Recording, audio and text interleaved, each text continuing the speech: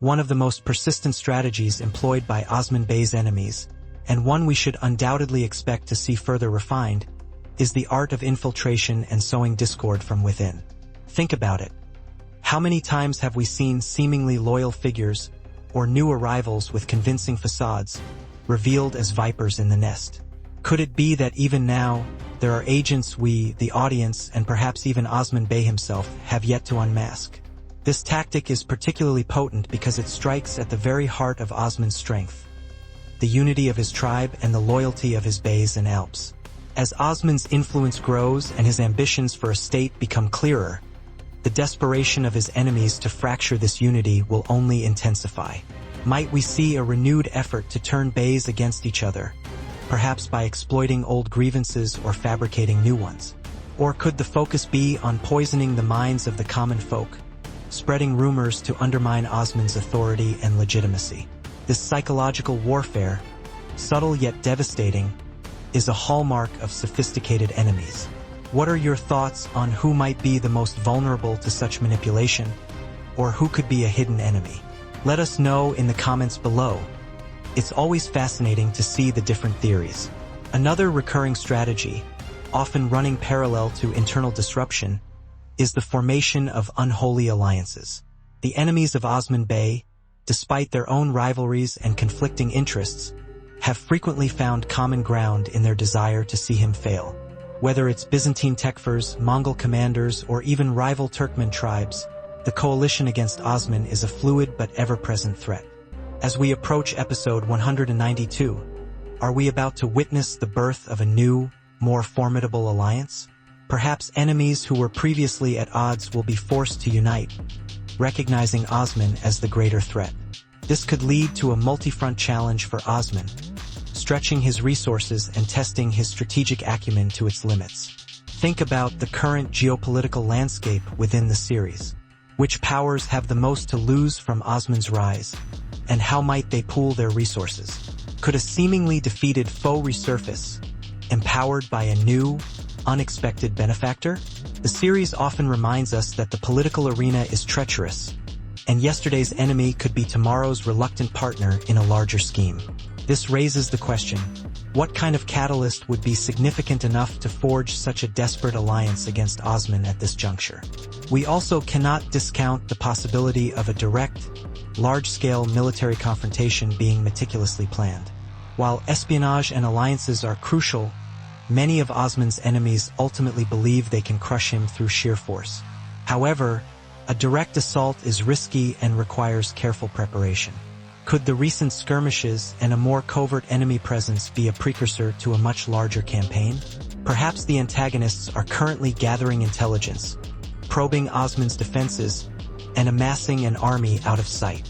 This strategy would involve intricate logistical planning, securing supply lines, recruiting mercenaries, and choosing the opportune moment to strike. The terrain, the season, even the morale of their troops would all be critical factors. Might we see attempts to lure Osman into a trap, a battlefield chosen by his enemies where they believe they have the advantage? Or will they attempt a siege on one of his key strongholds, hoping to starve him out or force a decisive battle? A significant military buildup often leaves subtle clues. Have there been any unusual movements or disappearances of enemy commanders that might suggest they are gathering for a larger purpose? This is a point where viewer observation is key. Furthermore, let's consider the economic warfare aspect. Establishing and maintaining a state, or even a burgeoning beylik, requires resources. Trade routes, fertile lands, mines, and markets are the lifeblood of any power. Osman's enemies are acutely aware of this. Could their strategy involve a more concerted effort to cripple Osman's economic base? This could manifest in various ways: raiding caravans, imposing embargoes, inciting unrest among merchants, or even attempting to devalue currency or spread counterfeit. An economically weakened Osman would find it harder to pay his soldiers, feed his people, and fund his campaigns. This type of warfare is insidious because its effects are often gradual but can be incredibly damaging in the long run. Are there any indications that Osman's trade partners are being pressured, or that key economic assets are being targeted in subtle ways? Perhaps a new antagonist will emerge who specializes in this form of manipulation. Someone who understands that battles are not only won with swords, but also with gold and grain. How vulnerable do you think Osman's current economic infrastructure is to such an attack? Share your perspectives. Another layer to enemy strategy is the exploitation of personal vendettas and emotional weaknesses. Osman, for all his strength and wisdom, is still a man with deep loyalties and, at times, a fiery temperament. His enemies know this. Could they be planning to use someone close to Osman as a pawn, or to orchestrate a situation that forces him to make an emotionally charged, rather than a strategically sound decision? This might involve kidnapping a loved one, framing a trusted ally, or resurrecting a ghost from Osman's past to torment him. Such tactics are designed not just to achieve a military or political objective, but to break Osman's spirit, to make him doubt himself and his mission.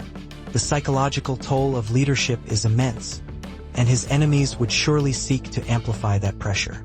Might we see a villain who is particularly adept at this kind of psychological manipulation? Someone who prides themselves on understanding and exploiting human nature.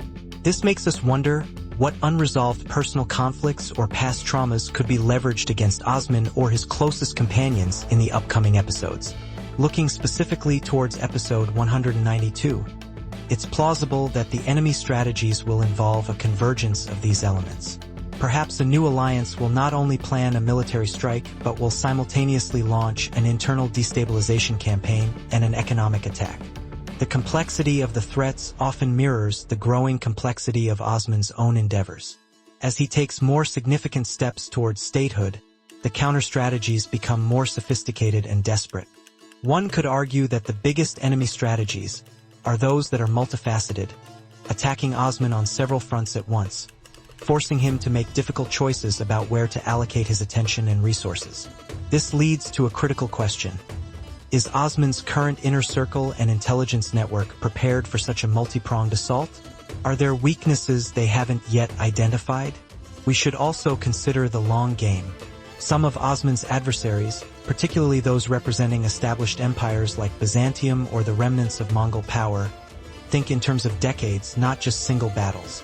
Their strategy might involve patiently setting traps, slowly encircling Osman, or grooming a long-term replacement or rival from within the Seljuk or other Turkic nobility.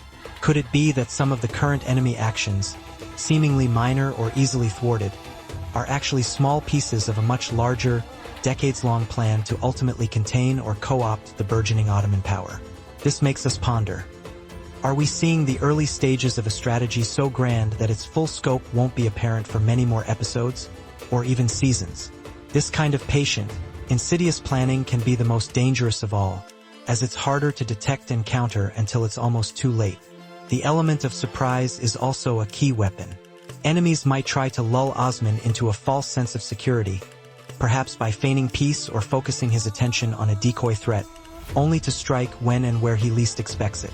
This could involve new technologies, unfamiliar battle tactics, or even an attack during a time of celebration or supposed truce. The psychological impact of such a surprise attack can be devastating, shaking the morale of Osman's forces and his people. Are there any current situations that seem a little too quiet? Any enemies who have been out of the picture for a suspiciously long time? These could be indicators of a storm gathering just over the horizon. What kind of unexpected move do you think would most effectively catch Osman off guard at this point in his journey? We invite you to share your theories on this because the element of surprise is always a thrilling aspect of the show. Finally, the strategies will invariably test Osman's character and leadership. The enemies aim not just to defeat him militarily, but to force him to compromise his principles, to become something he is not. They might try to corner him into making choices that have dire moral consequences, hoping to tarnish his reputation or create rifts between him and his most devout followers. The true victory for some antagonists would be to see Osman abandon his ideals in the pursuit of survival or power.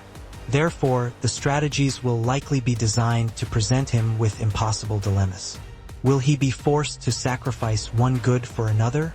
How will he navigate the treacherous waters of diplomacy and war without losing his moral compass?